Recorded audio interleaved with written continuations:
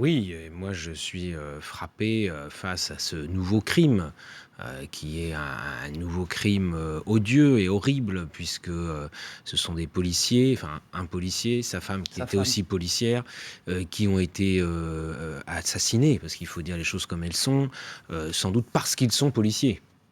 De même qu'à Orlando, en Floride, ce sont des homosexuels qui ont été assassinés parce qu'ils sont homosexuels. À d'autres moments, c'est les juifs parce qu'ils sont juifs, et ainsi de suite. Ce sont des crimes contre l'humanité. Et le gouvernement, le président de la République ont toujours dit que la situation était grave et qu'on ne pouvait pas se dire, on ne pouvait pas tourner la page en quelque sorte et se dire que la menace s'était éloignée.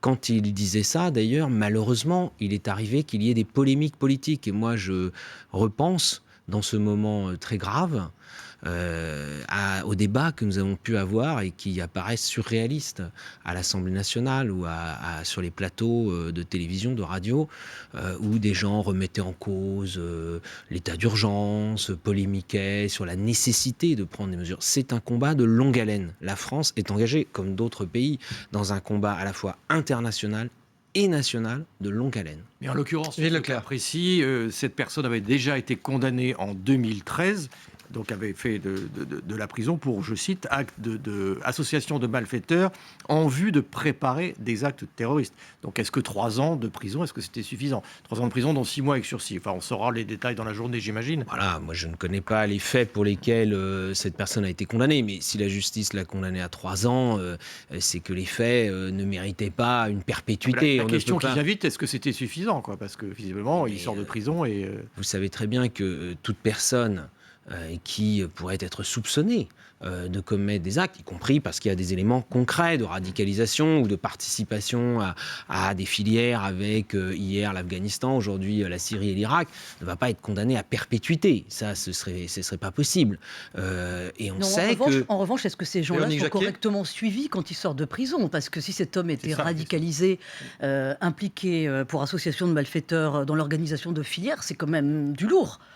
Oui, c'est la perpétuelle question de la surveillance, du renseignement et de la surveillance. Mais là aussi, vous savez que quand nous avons voté une loi sur le renseignement, on nous a accusés de mettre en place une surveillance généralisée.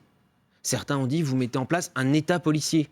Ah, il faut toujours trouver le bon équilibre entre des personnes qu'on ne va pas enfermer à vie pour tel ou tel fait qui ne le justifie pas, et en même temps assurer un suivi. Et puis il faut être conscient qu'il y a cette double réalité, à la fois des attentats qui sont préparés, c'était le cas du Bataclan, ça c'est évident, et en même temps aussi des personnes qui passent à l'acte de façon beaucoup plus isolée, qui commettent ce genre de crimes odieux à une échelle individuelle. Et ça, c'est aussi une réalité nouvelle de cette menace terroriste à laquelle la France est vous